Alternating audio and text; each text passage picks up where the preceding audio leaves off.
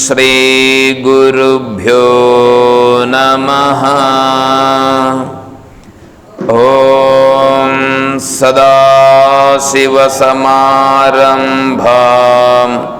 శంకరాచార్యమధ్యమాం తత్వవిదానందపర్యంతం వందే గురుపరంపరాం.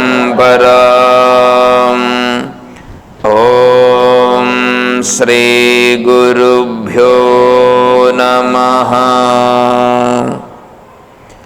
పూజ్య గురుదేవులు తత్వవిదానంద సరస్వతి స్వాముల వారి దివ్య చరణారవిందములకు ప్రణమిల్లుతూ పరిపూర్ణ పరబ్రహ్మస్వరూపులకు ప్రియాత్మ బంధువులారా, ఓం. ఈరోజు శంకర జయంతి.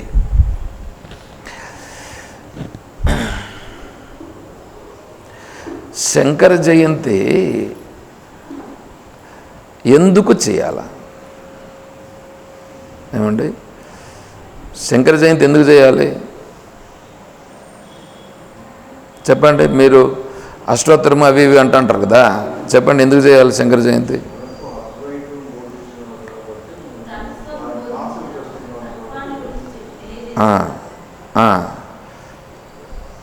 కాబట్టి ఎట్లా పూజ చేయాలి? వారికి ఏ విధంగా పూజ చేస్తే వారిని మనం సంతోషపరిచిన వాళ్ళం అవుతాం?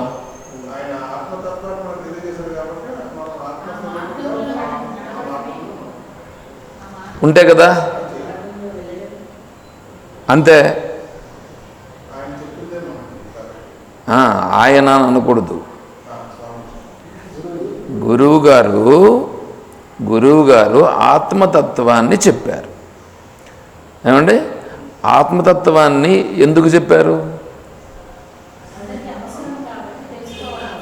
అందరూ ఆత్మస్వరూపులు కాబట్టి, అందరూ ఆత్మస్వరూపులు, ఆత్మస్వరూపమే మోక్షం. కాబట్టి వీళ్ళందరూ ఏం చేస్తున్నారంటే, వచ్చిన మహానుభావులు పెద్దలు వీళ్ళు వాళ్ళందరూ కూడా దేవుడు ఒకడు వేరే ఉన్నాడు, వీడు వేరే ఉన్నాడు, జీవుడు వేరే ఉన్నాడు అని చెప్పి ఇట్లా వేదాంతము తెలిసిన వాళ్ళందరూ కూడా ఇలా చెప్పి మనుషుల యొక్క మనస్సులను కలత చెందింపజేసి ఉన్నారు. అయితే శ్రీకృష్ణ పరమాత్మ భగవద్గీత చెప్పింది శ్రీకృష్ణ పరమాత్మ కదా. శ్రీకృష్ణ పరమాత్మ చెప్పినది కూడా రామచంద్రుల వారికి శివుడు చెప్పిన శివగీత కూడా, తర్వాత వశిష్ఠ మహర్షుల వారు చెప్పినటువంటి వశిష్ఠ గీత,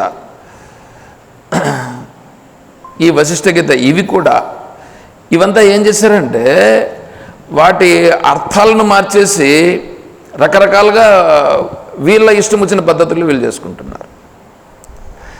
ఇప్పుడు శంకరాచార్య స్వాముల వారు మనకి ఇవన్నీ చెప్పారు కాబట్టి దాన్ని ఉదాహరణకు నేను మళ్ళీ చదువుతాను, మీ దగ్గర కూడా చదివిపిస్తా, ఇప్పుడు చెప్పిస్తాను నేను. దాని అర్థం కూడా కొద్దిగా చూస్తాం. అప్పుడు ఆచార్యుల వారిని మనం నిజంగా, ఇప్పుడు మీరున్నారనుకోండి, మీ పిల్లలు ఉన్నారు, మీ పిల్లలు ఏమి చేస్తే మీకు సంతోషం అనిపిస్తుంది?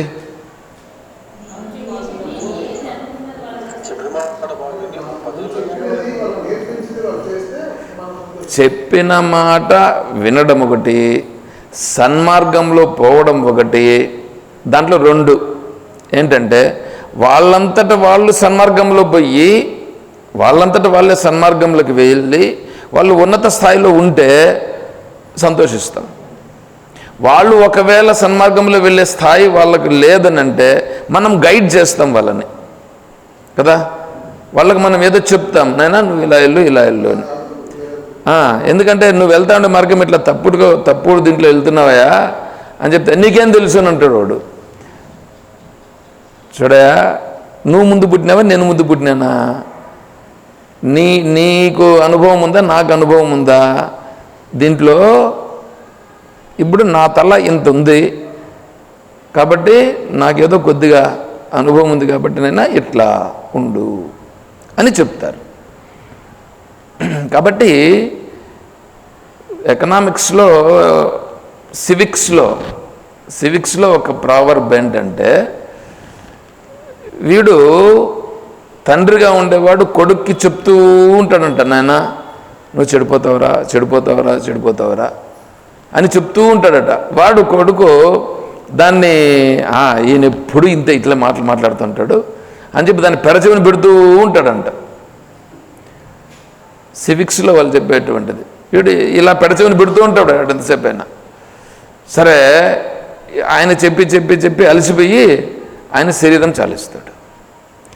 ఇప్పుడు వీడికి ఏమవుతుందంటే, నాకు ఎవడన్నా సలహా ఇస్తాడా అని ఎదురు చూసే పని వచ్చిందంట అనమాట ఇప్పుడు వీడికి.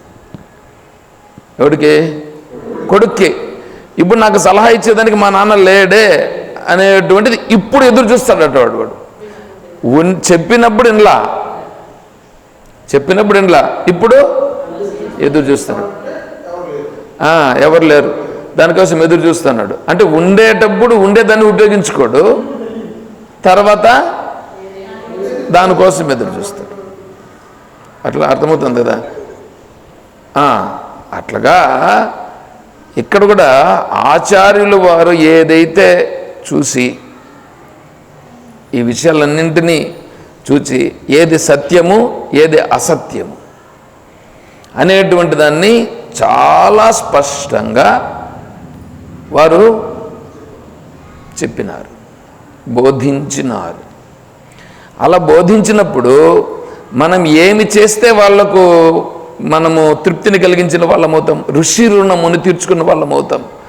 ఆయన తీసి ఫోటో ఒకటి పెట్టి పూలు వేసేసి దీపాలు వెలిగించేసి చుట్టూ హారతి ఇచ్చేసేసి పొగపోతూ ఉంటే చుట్టూ తిరిగి నమస్కారాలు చేసేసి టెంకాయల మీద టెంకాయలు కొట్టేసి అష్టోత్తరం మీద అష్టోత్తరం చెప్పేసి చేసినామనుకో. అష్టోత్తరం అంటే అర్థం ఏం తెలుసా? అసలు ఓం శ్రీ గురుమూర్తయే నమః, ఓం అనంతాయ నమః, ఈ గురు అష్టోత్తర శతనామావళి ఉందండి, చేసినాము. నీకేం తెలుసు గురు అష్టోత్తర శతనామాలతో ఏం ప్రయోజనం? పోనీ నీకేం తెలుసు? అసలు శ్రీకృష్ణ అష్టోత్తర శతనామాలు పూజ చేస్తున్నారు, ఏం తెలుసు చేస్తున్నారు మీరు? నామావళి పూజ ఏమన్నా చేసేటప్పుడు అర్థం తెలిసి చేస్తున్నారా? అర్థం తెలియకుండా చేస్తుంటే ఇంకా పూజ ఎందుకు? అర్థమవుతుందా?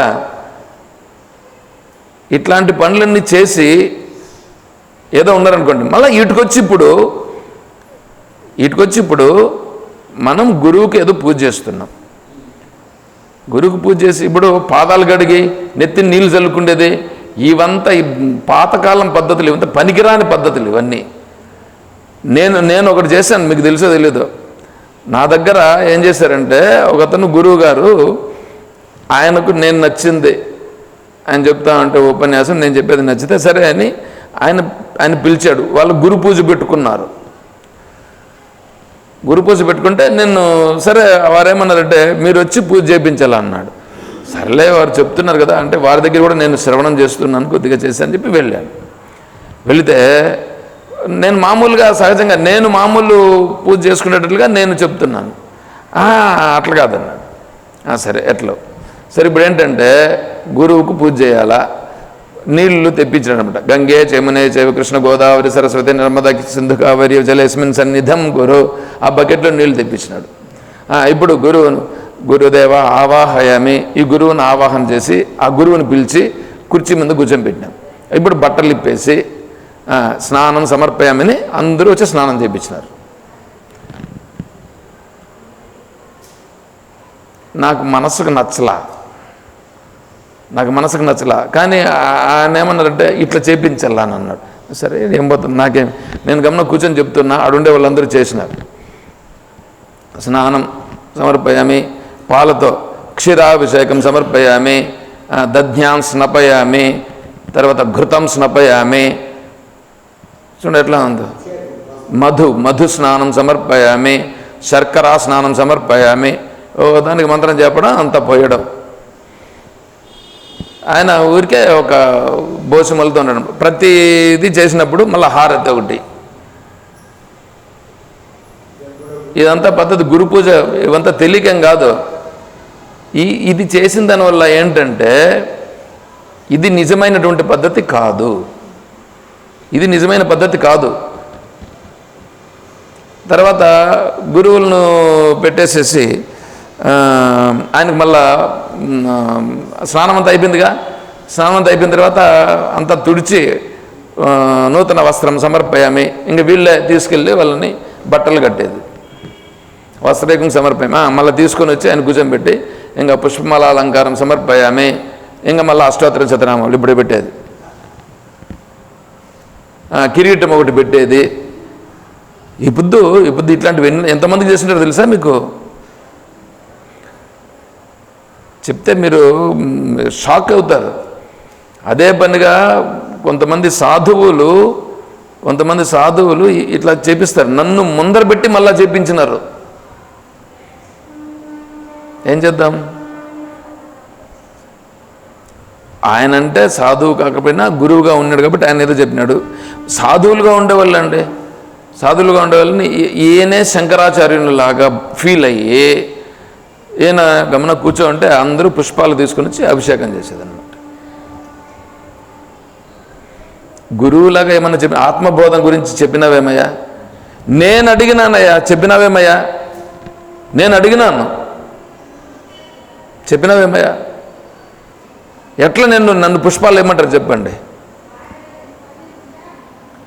నేరుగా వెళ్ళి ఒక స్వామీజీ దగ్గరికి వెళ్ళి నేను కూర్చొని, స్వామీజీ కఠోపనిషత్తులో ఈ విధంగా వస్తూ ఉంది కదా, దీనికి సంబంధించినటువంటి ఇది నాకు అర్థం కాలేదు స్వామీజీ అని చెప్పి అడిగాను. చెప్పచ్చు కదండి.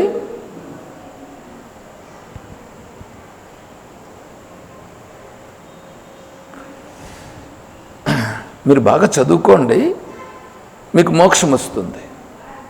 ఏంది నీ పిండా కూడా వచ్చేది అని అనుకున్నాను నేను మనసులో. నేను అడుగుతా ఉండేది ఏంది, నువ్వు చెప్తా ఉండేది ఏంది? నీకేమన్నా ఎట్లా అనిపిస్తుందండి? మీరు కూడా పూజ చేస్తున్నారండి, కృష్ణస్వామికి పూజ చేస్తున్నారు. ఎందుకు పూజ చేస్తున్నారు? ఎట్లా పూజ చేస్తున్నారు తెలుసా? మీకేమైనా అష్టోత్తర శతనామం లేక అర్థం తెలుసా? అందరూ పోతూ ఉండరు. ఒకటేంటంటే సంప్రదాయం అంట. ఈ సంప్రదాయం ఏంటంటే వాళ్ళు సత్యనారాయణ స్వామి వ్రతం చేసేవాళ్ళు. సత్యనారాయణ స్వామి వ్రతం చేస్తే దానికి ఇంకా దేవతలందరినీ ఆవాహన చేసి నైవేద్యం అంతా పెట్టి ఏదో చేస్తుంటారు. వాళ్ళ ఇంట్లో ఒక పిల్లి ఉంది. ఆ పిల్లి ఏం చేస్తుంది? పిల్లి మామూలుగా ఎట్లుంటుంది చెప్పండి? అన్నింట్లో వచ్చి దూరుతుంది. అది పిల్లంతా లోపలికి వచ్చి దూరి దాన్ని నెత్తిని పెట్టుకుంటారు. ఈ కుక్కలను పెంచుకొని ఇప్పుడు వీళ్ళు కూడా ఏం చేస్తుంటారంటే చి ఆ కుక్కలను పెట్టుకొని నాకుతా ఉంటే ఎట్లా ఉంటారంటే దాన్ని మళ్ళీ అదేందో పెద్ద ఇదిగా చేస్తున్నారని చెప్పేసి దాన్ని వీడియో తీసేదిను యూట్యూబ్లో పెట్టేది, రీల్స్.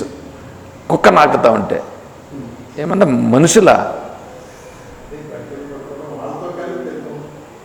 అట్లా ఈ పిల్లి ఏంటంటే నువ్వు తింటా ఉంటూ వచ్చి నీ పక్కలో వచ్చి కూర్చొని నీ ప్లేట్లో కూడా అది పెడుతుంది. అది అందుకని ఏం చేశారంటే ఆ పిల్లిని ఒక గంప తెచ్చి మూసిపెట్టి పూజలు చేసినారు. ఇది అలవాటు అయ్యింది. తర్వాత కాలంలో ఆయన చచ్చిపోయినాడు. మళ్ళీ వాళ్ళ కొడుకున్నాడు కదా, వాళ్ళ కొడుకు పూజ చేస్తున్నాడు. పూజ చేసేటప్పుడు ఈ సత్యనారాయణ స్వామి వ్రతంకును మళ్ళా తిథి వాళ్ళ తండ్రి తిథి చేస్తూ ఉంటే వాళ్ళ ఇంట్లో పిల్లి లేదు. ఇప్పుడు వెతికినాడు పిల్లి ఎక్కడ దొరుకుతుందా అని. ఆ పిల్లిని వెతికేదానికి 1 గంట పట్టింది. వెతికి ఒక పిల్లిని పట్టుకొని వచ్చి గంప కింద మూసిపెట్టి, వెధవలు కాదు ఇల్లు, మూసిపెట్టి మళ్ళీ పూజ చేసినాడు. కాబట్టి అందరూ చేసినారంటే ఈయన చేస్తున్నాడు అంట. తెలుసుకొని చేయాల్సిన పనిలా. ఇప్పుడు మీకు తెలియదండి, మీకు అసలు దాన్ని అడగాల. ఇప్పుడు ఆచార్యులుగా ఉన్నటువంటి వాళ్ళు మీ అదృష్టం కొద్దికి ప్రారంధాన్ని కొద్దిగా అనుసరించి స్వామి నువ్వు పోయా అక్కడుండు కుప్పంలో అన్నారు. మీ ఇష్టం వచ్చేట్లు మీరు చేసుకోవడం కాదు. మీరు చేసేటప్పుడు ఏం చేయాలి తెలిసిన, ప్రతి విషయంలో కూడా ఒకడు ఉన్నాడంటే మీ భావనలో మార్పు ఎప్పుడు వస్తుందో ఆ రోజు మీరు మారుతారు. మీ భావనలో కనీసం నన్ను చూడగలిగేటువంటి సామర్థ్యంలో మీరు కానీ మార్పు వస్తే ఆ రోజు మీరు మార్పు వస్తుంది. నన్ను ఎలా చూడాలో అలా చూడాలి. మీకు తెలీదు. అట్లా లేకుండా మీ ఇష్టం వచ్చేట్లు మీ యొక్క వాసన, మీ యొక్క సంస్కారం అంతలో పోతా ఉంది. అది వాసన బలం అట్లా ఉంటుంది. వాసన బలం ఏం చేస్తుంది అంటే నిన్ను అలాగే తీసుకుపోతూ ఉంటుంది.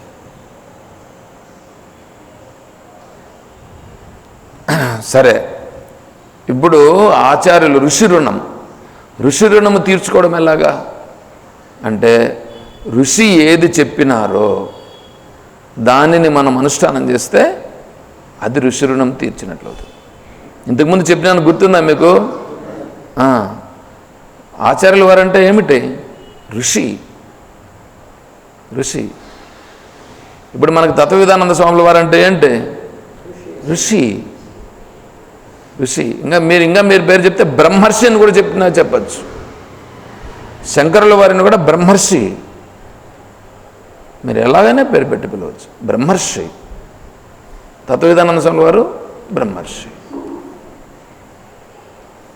ఎందుకంటే బ్రహ్మతత్వాన్ని అంత తెల్లంగా నువ్వు వాళ్ళు ఏం చేశారంటే, ఇప్పుడు అరటి పండు ఉంటుంది చూడండి, అదేందో కదలి ఫల పాకం అని ఒకటి, నారికేళ పాకం ఒకటి, ఇట్లా ఉంటాయి.